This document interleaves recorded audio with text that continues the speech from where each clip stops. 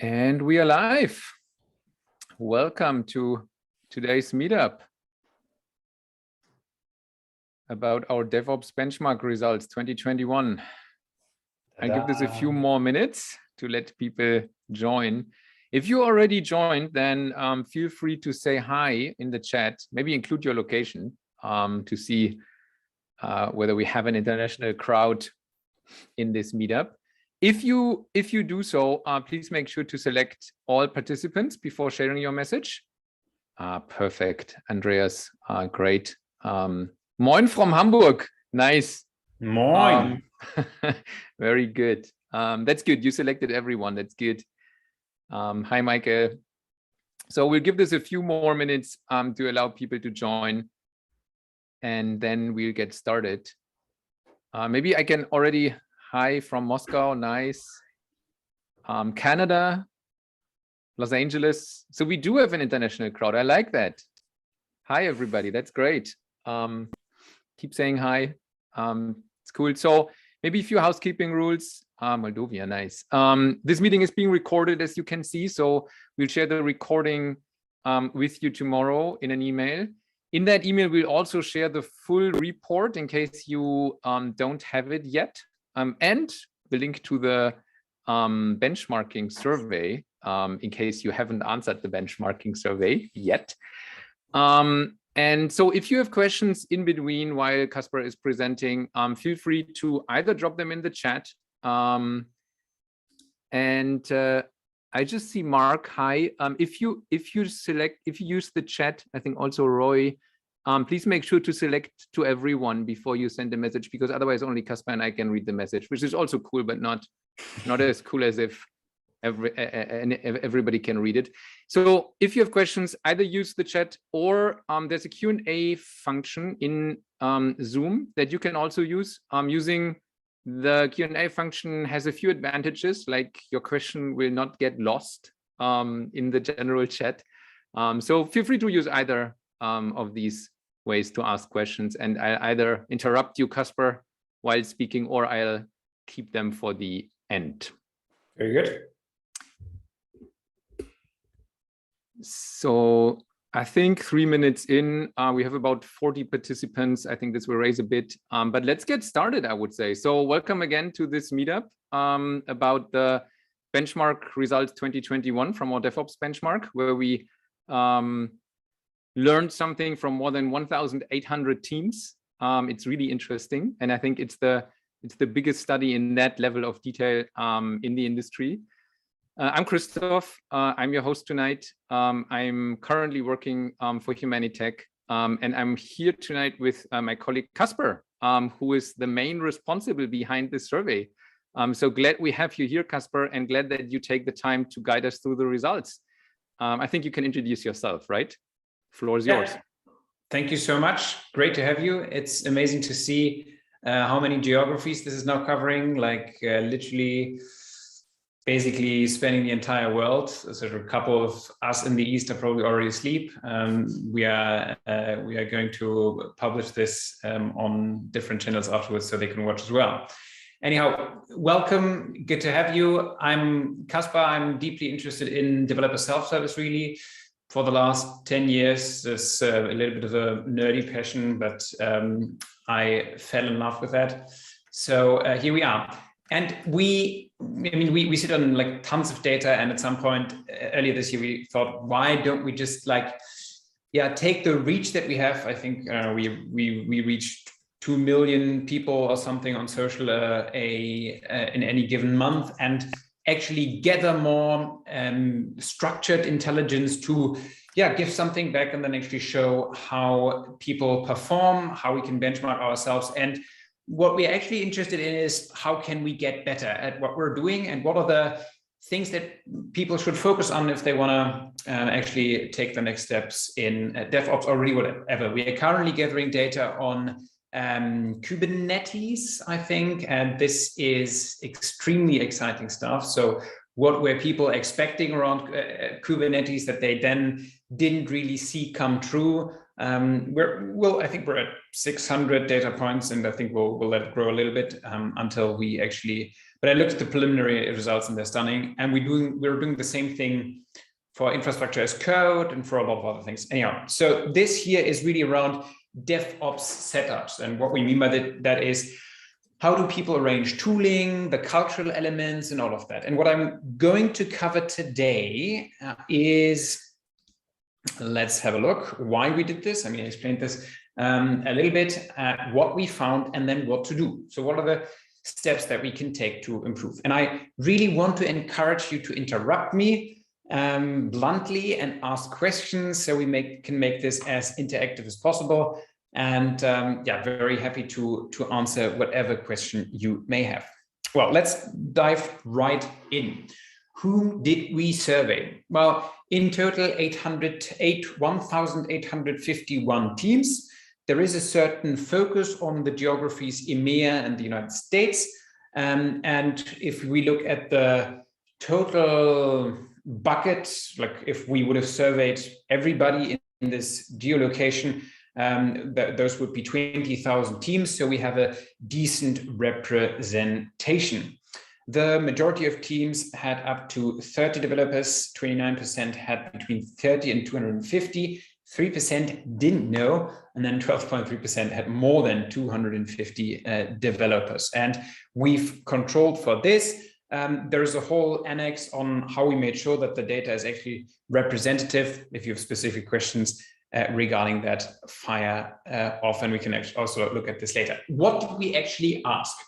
Well, three things primarily. Number one, the tech and infrastructure, right? So, I mean, DevOps is more philosophy, right? But if we look at the classical setups, people have different ways of doing CI and like dealing with the cloud and or on-prem, whatever. So we were interested in making sure we control for that and have a look at what people actually run. And then the second thing is the classic DevOps metrics: deployment frequency, lead time, mean time to recovery, and change failure rate. A lot has been written about this.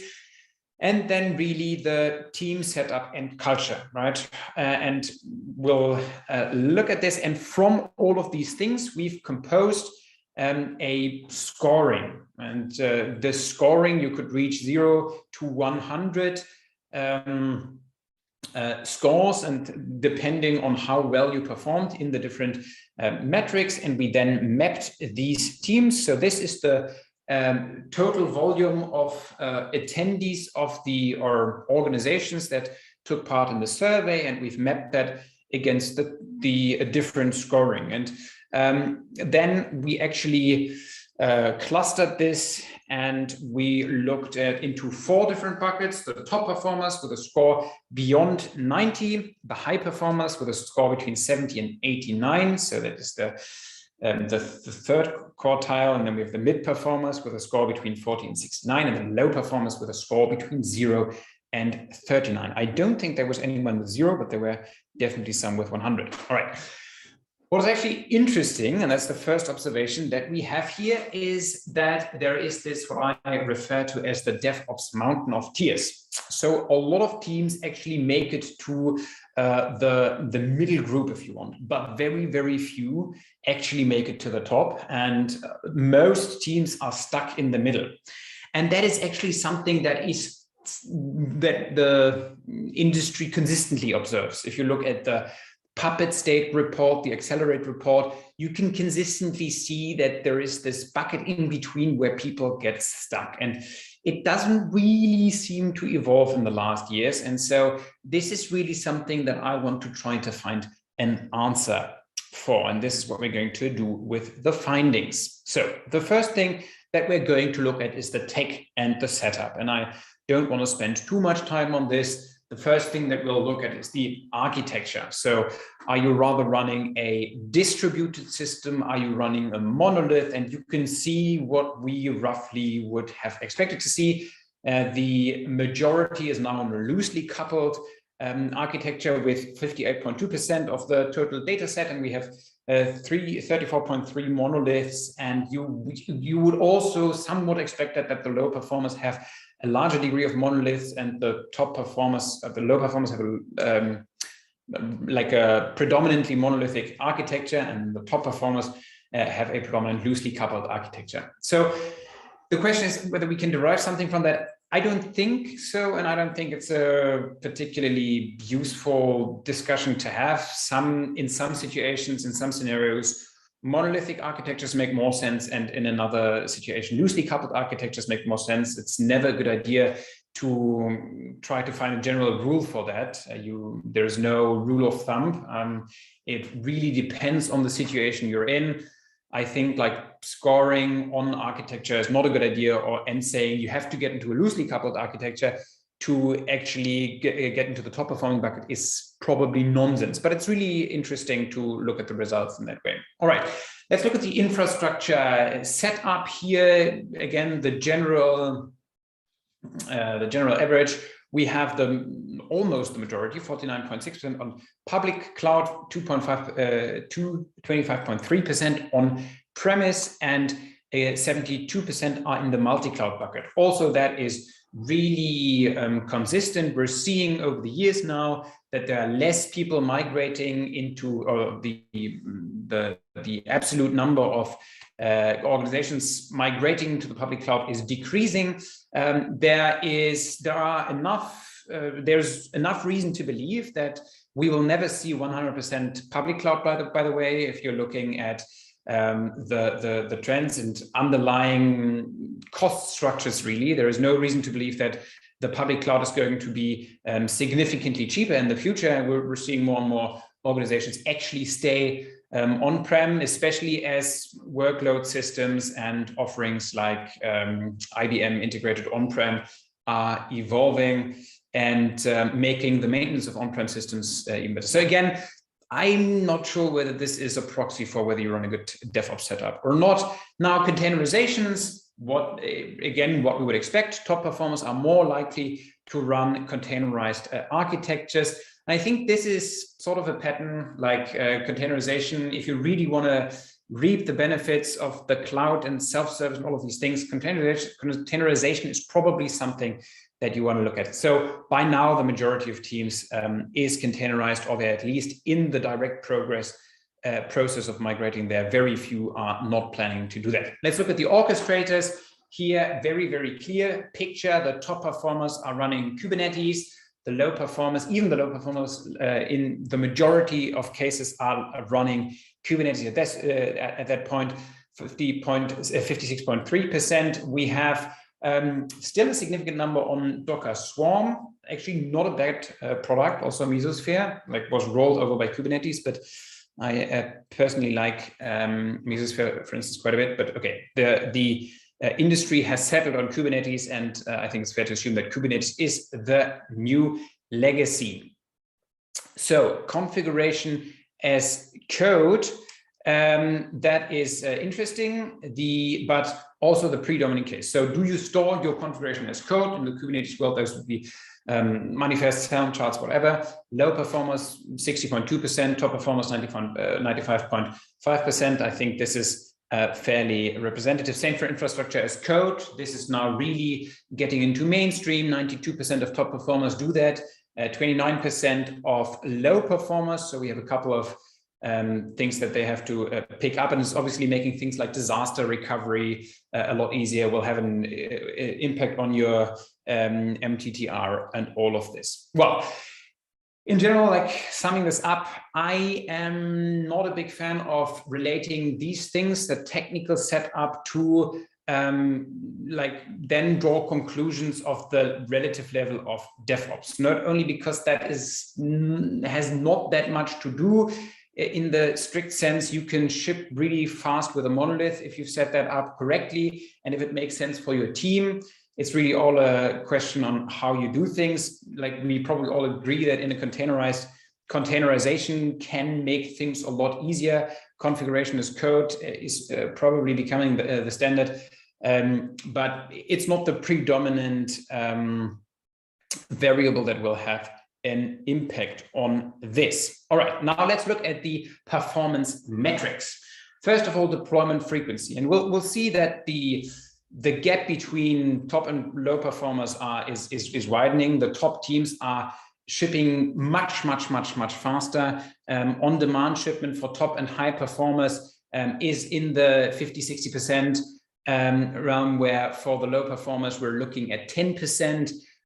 You can see that the 40%, almost 40% of low performers are shipping once a month, 23% are shipping a few times per year, right? So there is a huge gap, the distribution that we would roughly expect. The same holds true for lead time. And just if you think about this, what this means, right? The lead time in minutes, right, for an engineer that is in a top performing organization versus more than a month in a low performing environment. You can build direct correlations, by the way, between the deployment velocity and the actual revenue growth of a company. Your former colleagues, Chris, I think you've worked with McKinsey for a while, brought out a great study that we can maybe send after this or link somewhere after this webinar. So yeah, I'll do that. This is really like money that organizations are losing, and they're not doing a great job here. MTTR, same thing, like mean time to recovery. We have less than an hour for the majority. But like imagine like a mid and low performer would need a day and 1 week. If you think about the amount of cash that they're draining, is just really insane. And the change failure rate as well, that is actually an interesting number, because it will never be a tremendously large amount, because what actually happens if the change failure rate is too high, the management will say, hey, please stop shipping that much and increase QA, and then all right, you will be back to the reduced deployment frequency. All right, again, what can we learn from this? Can we make a recommendation to tell engineers to deploy faster? Can we say, hey, please reduce your change failure rate? No, definitely not. Like, this is nothing. We've just seen the interplay. I can say deploy more often, right? If we deploy more often, we will have a larger change failure rate. It's like a naive assumption to believe that this has gives us any indication what we can do better in DevOps. But now it's actually getting interesting. So bear with me. We are getting into the juicy stuff here: the team setup and culture. There, we ask a lot of things, but I think this is what stuck me most. We ask what describes best how DevOps tasks are managed in your organization, right? So how, and I mean, I have the big pleasure to see hundreds of teams every year. I think like in 21 was like specifically intense. I probably end the year with 300-400 setups that I've personally looked at, and it's something that I'm like a pattern that I'm seeing over and over again. You can basically differentiate between 3 types of DevOps management structures. Number 1 is a dedicated ops engineer that takes care of all of the DevOps tasks. And then app developers are strictly separated, don't really care much either about configuration or infrastructure. So in this world, this is the world you've all, like, if you've already been developing in the early 2000s, this is what you've probably experienced, right? So you have a couple of poor operations people or sysadmins sitting in the basement, and they get like stuff thrown over the fence, and somebody shouts at them, hey, can you please update my environment variable? And then you'll do that, and you'll ship the code, and everything breaks, and you roll back, and like all of this, right? So the typical idea of operations-led development. And like fascinating enough, if we look at the entire sample set, this is still the case in 21.2% of cases. So that means DevOps hasn't really landed in these teams. In 34.2% of cases, we have something that I personally call shadow operations. And that means some developers can do the DevOps tasks on their own, but they're constantly busy helping less experienced developers, like 34.2% of cases. What that means in reality is we have like a team of, let's say, 7 people, to just take a subset. There will be 1 or 2 senior developers that feel comfortable navigating, let's say in the Kubernetes world, value YAML files and deal with Terraform and Jenkins, okay? And then you have like maybe some cloud operations people, and then you have the rest of the developers.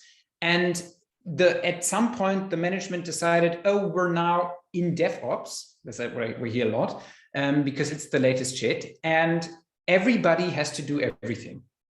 Now, the reality is modern delivery systems are super complex, right? So we're now living in a world where you have very complex architectures that you operate with dozens of different tools and that have to scale redundantly and globally across different data centers and serve thousands of users, hundreds, thousands of users.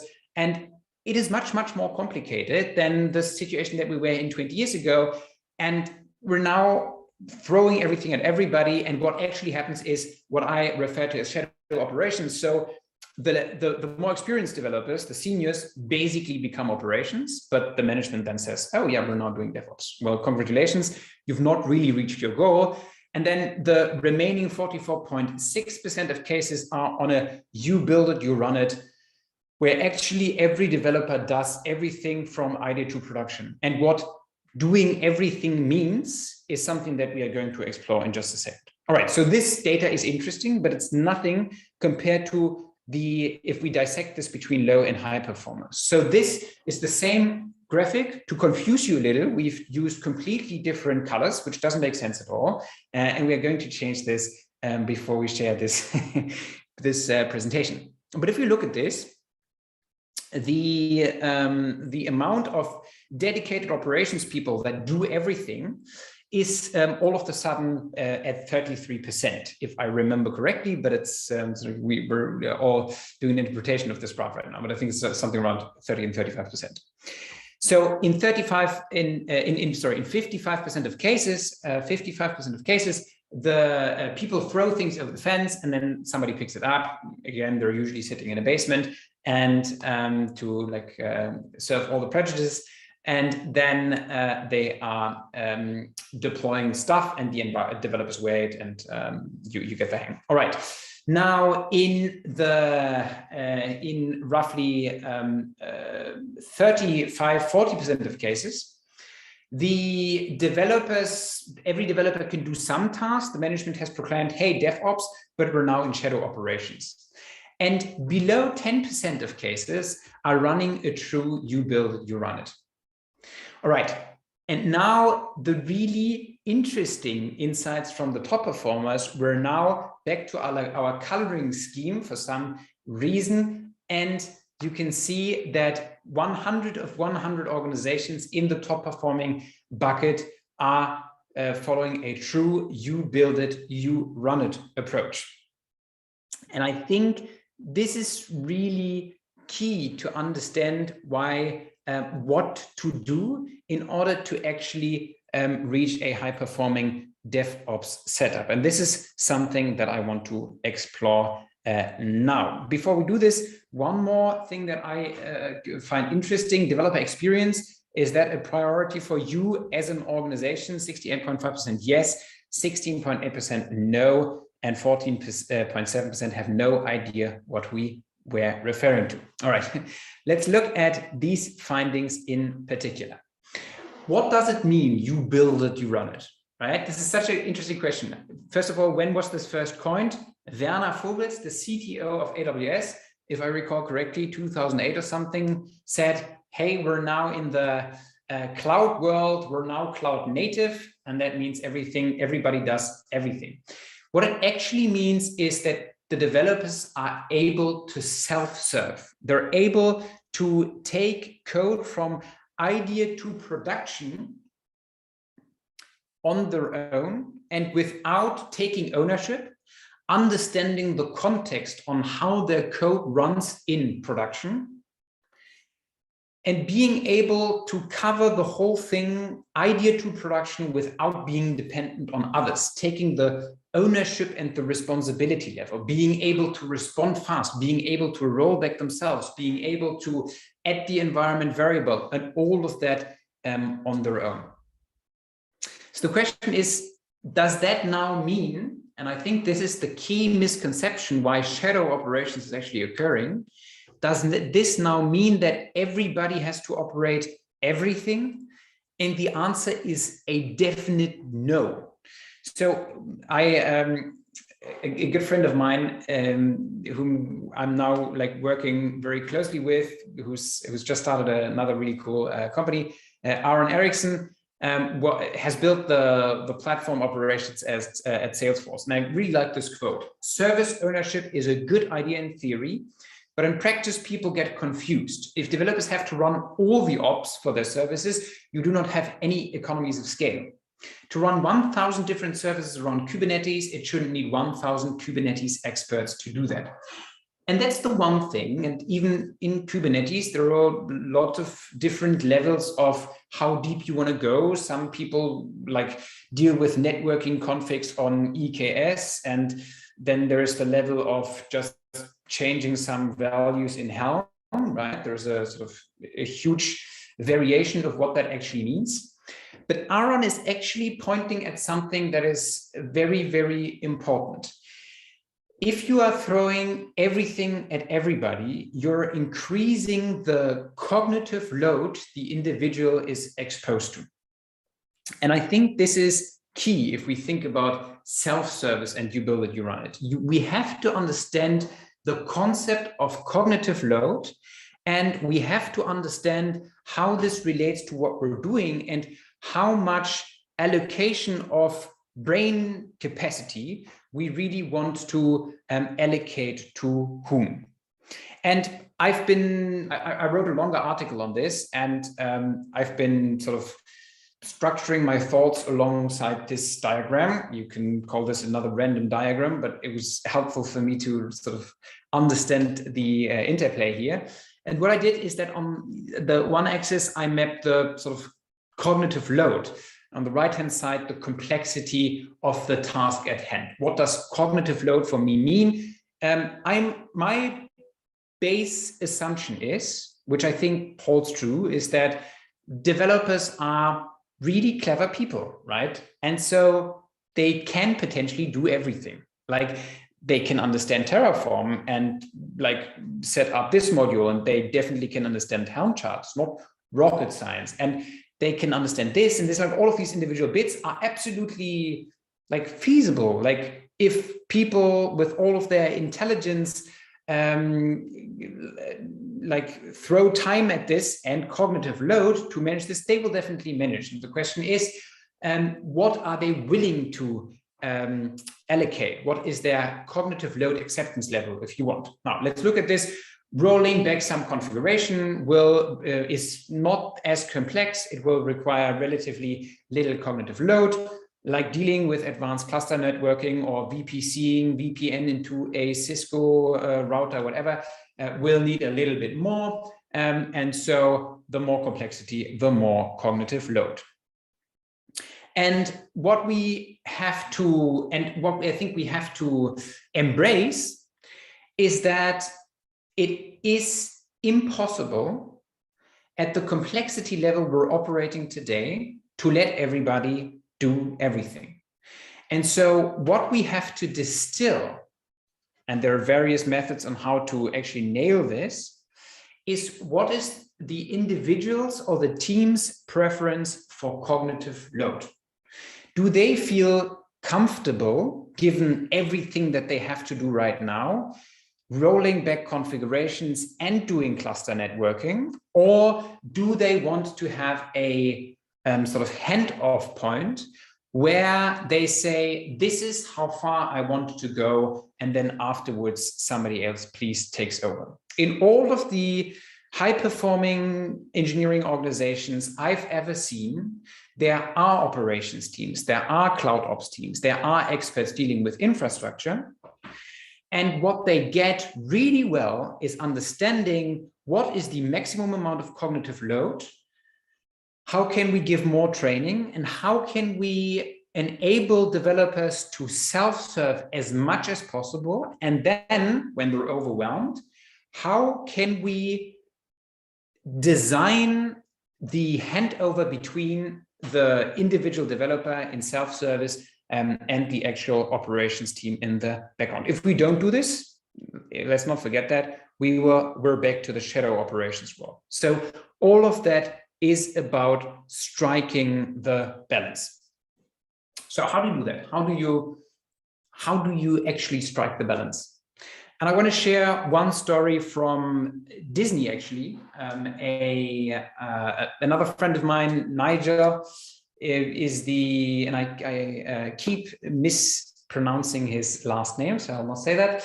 Nigel was an enterprise, a director of enterprise engineering at Disney, and he was responsible for defining this handover point at which, until which developers could actually do everything, and then afterwards somebody else took over. And he had a great way of running hackathons every 3 months with development teams, and actually understanding in detail what they feel comfortable with, what they don't feel comfortable with, where they require more training. The key it comes down to is communication. Very, very little, I think in engineering teams in general, it's not super popular to sit down and say, what am I good at?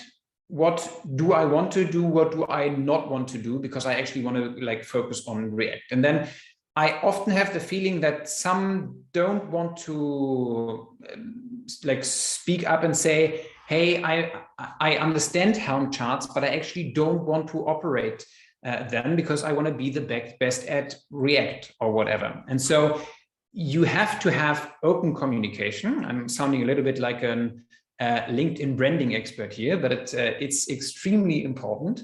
And you have to sit down, and I think hackathons, tooling hackathons, toolchain hackathons, we even do that internally at Humanitec, are something that can be really empowering, where every developer sits down every 3 months and builds or works on tooling that can help them on a daily basis. The second thing is golden paths over golden cages. You want to build abstractions, and we're going to look in just a second how we see a lot of teams do that, but you want to build golden paths, not golden cages.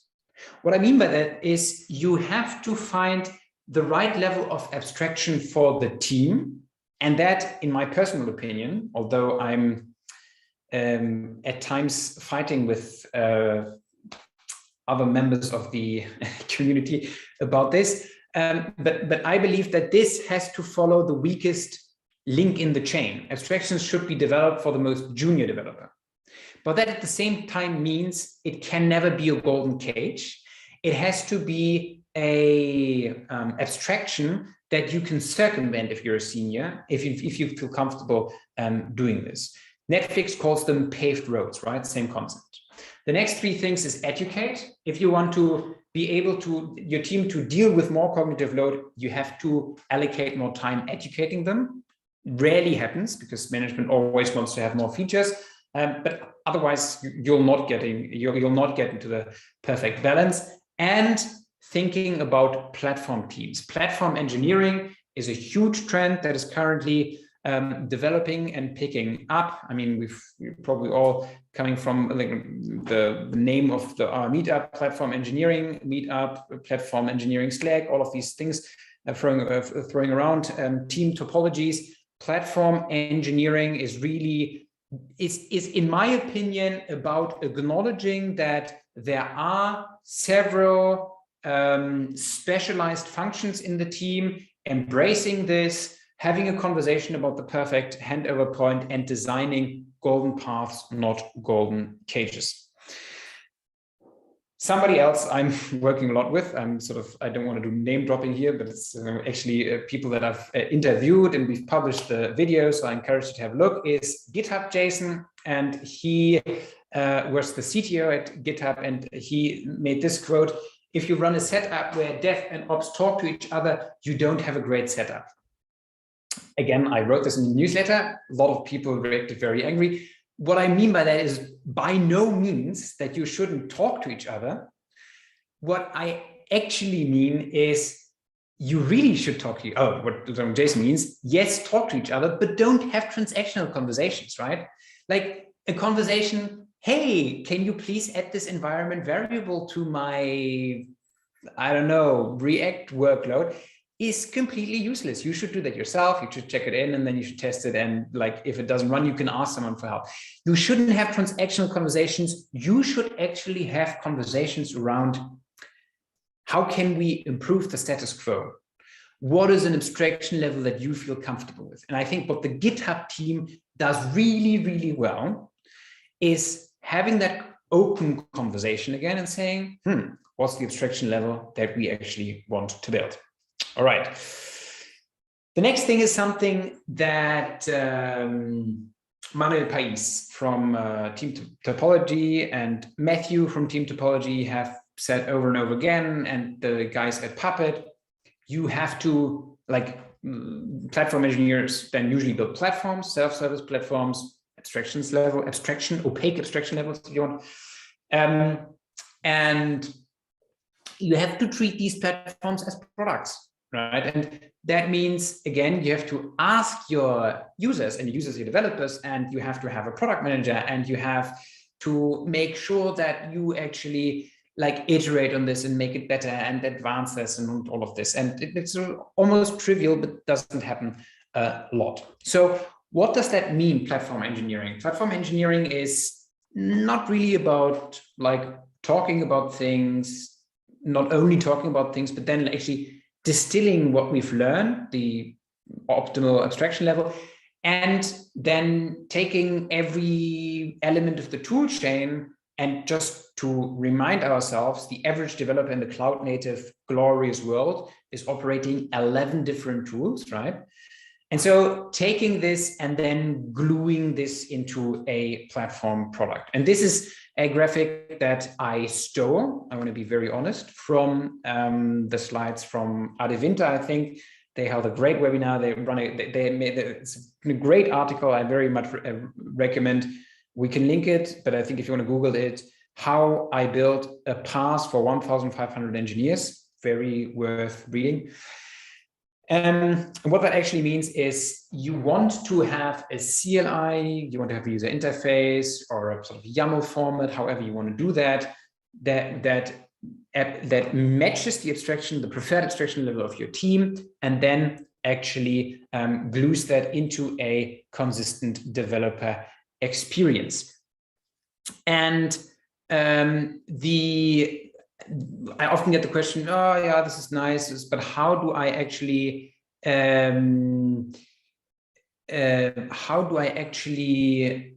start with this, right? I mean, what's the starting point? And there are now, this is such an interesting movement, a lot of great open source tools, a lot of great companies just starting up that are helping you build these platform APIs, aligning teams behind these systems. And if you just start up and say, what's the biggest pain that we want to abstract away, right? What I commonly see is, let's be as simple as adding an environment variable to a Helm chart, building a baseline Helm chart, CLI that adds to the Helm chart, creates context-specific manifests, is a prime pattern to start with. And you can start very lean. You can start with a surprisingly small team. It's not something that you can do if you're only Netflix. I'm seeing teams with 10, 20 developers start with this with tremendous results. All right. And now this was a slide that I actually wanted to show like bit by bit to increase your cognitive load and make it more interesting. But again, if you want to summarize everything that I've said, simplify to lower cognitive load, enable developer self-service to foster ownership. This is from all data and all the setups that I see or oversee at the moment, my key learning. And I hope this content serves you and helps you on your journey And now I'm really happy to take whatever question you have.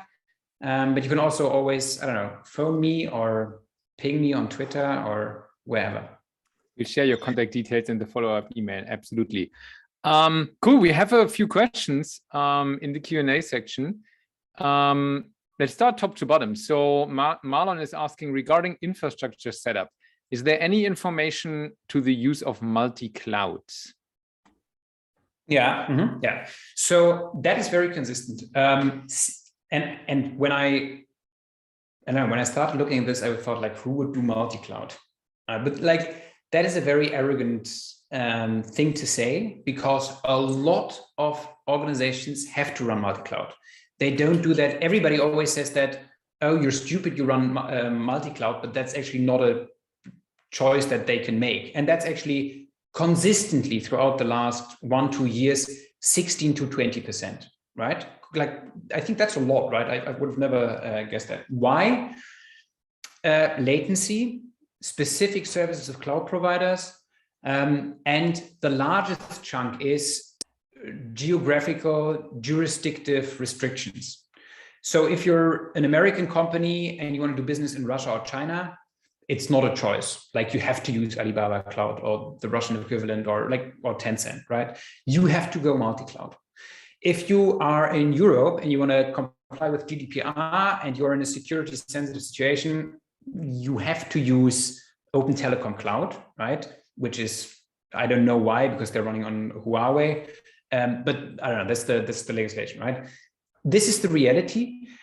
If you do that, the key is the configuration management. Like, you can, that is almost always where the trouble actually come from. If you have your shit together in the way you strictly parameterize stuff, you work against baseline YAML files that you can then dynamically create for the respective cloud provider, then it's actually not as complicated to run multi-cloud. I've seen fairly stable results from teams with good setups running multi-clouds. It's definitely possible. That was a very long answer. Hope that helped. Cool. Question from Igor. Is there a correlation between company size and cluster? And with cluster, I think he means like low performer, high performer, the clustering in the presentation. That's my interpretation. I hope I'm right with that. Yeah, yeah, there is. So if you're, but it's a very, very small correlation. If you're a larger company, you're more likely to be in the lower performing bucket, which is telling us a little bit about the calibration of the scoring, because one should take that into account. Like, there is if you're a large team, by definition, you can't act like you're a 5-person startup. You have security, you have a lot of existing users, you will have to have more rigorous RBAC, and all of that will probably have an impact on your metrics. So we have to be a little careful if we look at these attributes. It's obvious that a team of 5 will on average ship faster than a very large team. But if you look at, there is actually an excellent book that I highly recommend to read by the CEO of Twilio. He only wrote one book. I think you can Google it and then you'll find just that. Isn't it Ask Your Developer? Yeah, exactly. Yes, yeah. Ask Your Developer. And so what's really interesting with Twilio is that although they're a large organization, they're actually like breaking this up in really small chunks. And that means that there are lots of teams also competing to each other, right? And if you, very good. Yeah, plus points, very good. No, but like very worth reading. So there are lots of ways of dealing with this. If you, other interesting, like there was a guy at Amazon who was with them at 50 developers, 5,000 developers, 50,000 developers.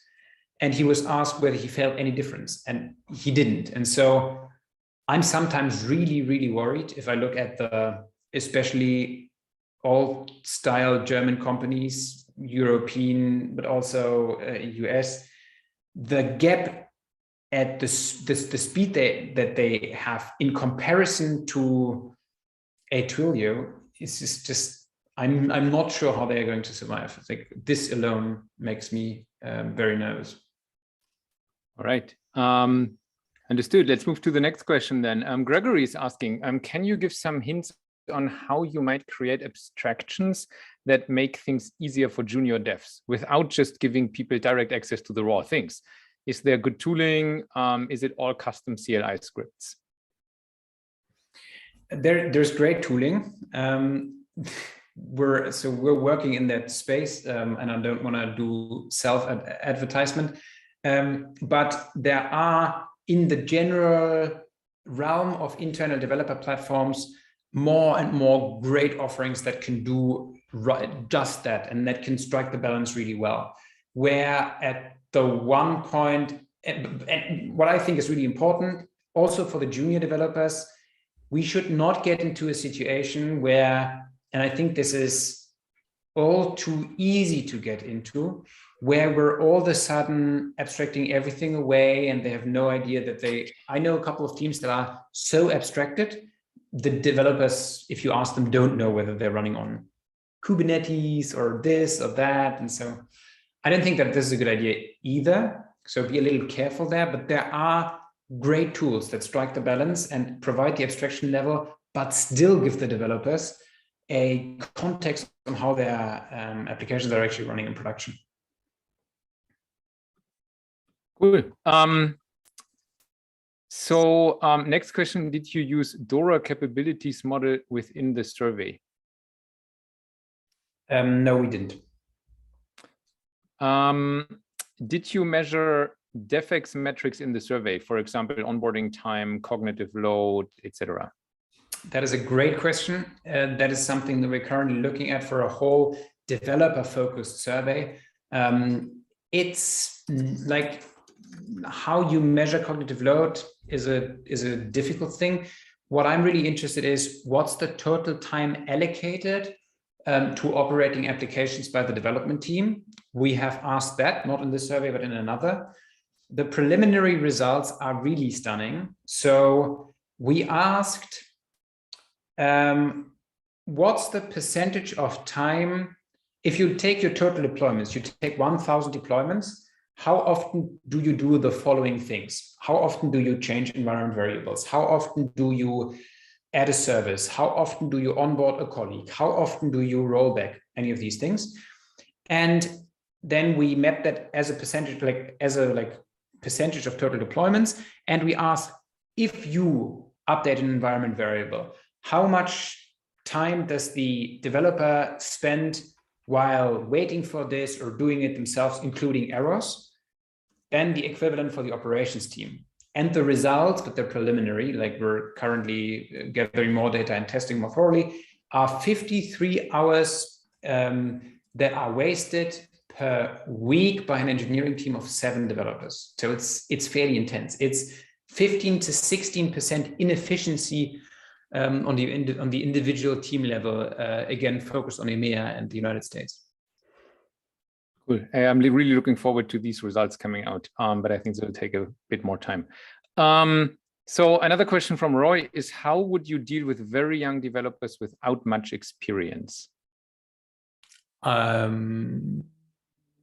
I have a very mean answer to that and a more mature answer. So the more mature answer is, I would invest in training, really. And I think there's nothing else you can do. And like along the way, we cannot get into a situation where people don't understand the context of what they're doing. At that point, we can let them do, I don't know, low code.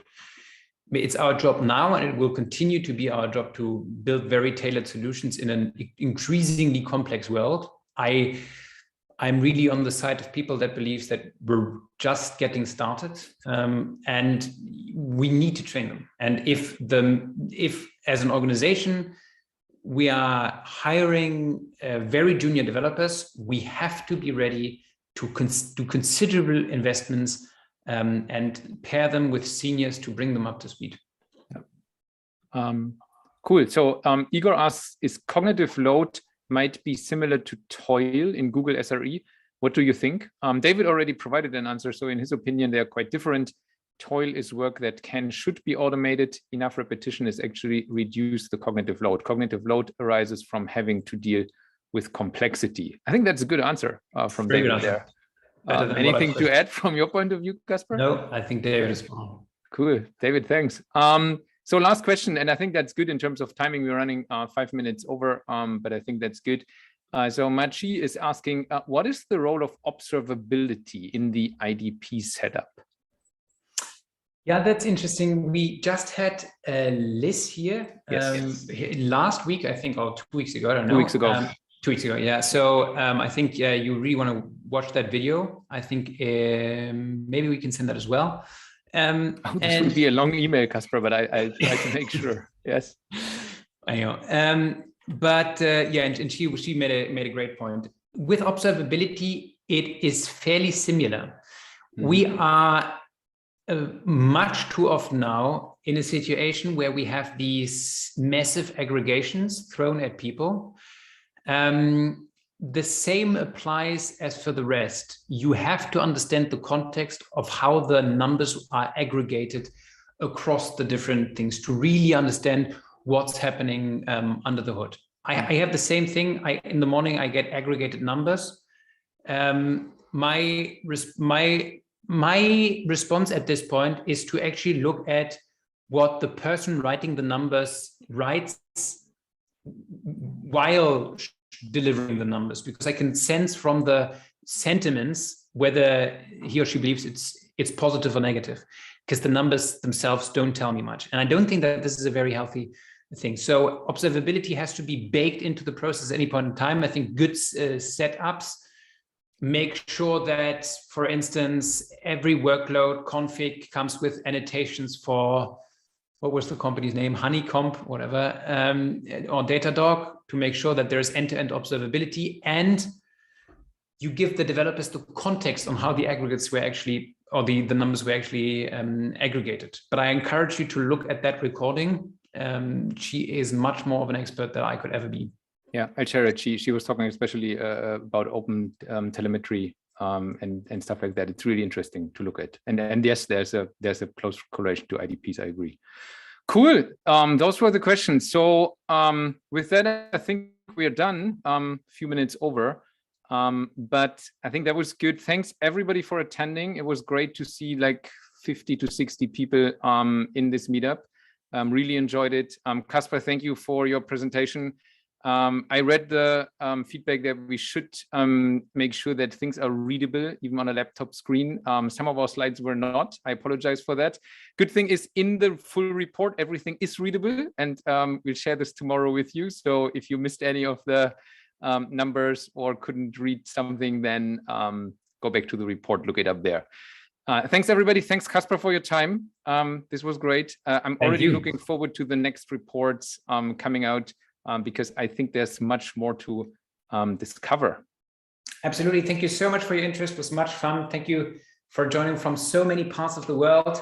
If you have any questions, reach out. I love having in-person conversations. Not many actually take me up on that. And yeah, if you have any ideas or critique, or you want to work on stuff, just let us know. And join some of the next webinars. They're really, really interesting speakers coming up.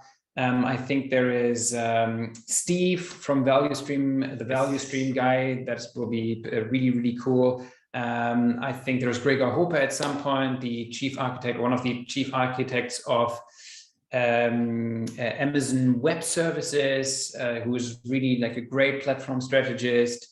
Yeah, I don't have to I think there are like tons of meetups and webinars coming. Make use of this. See you at one of the next ones, and stay healthy. Bye. Bye.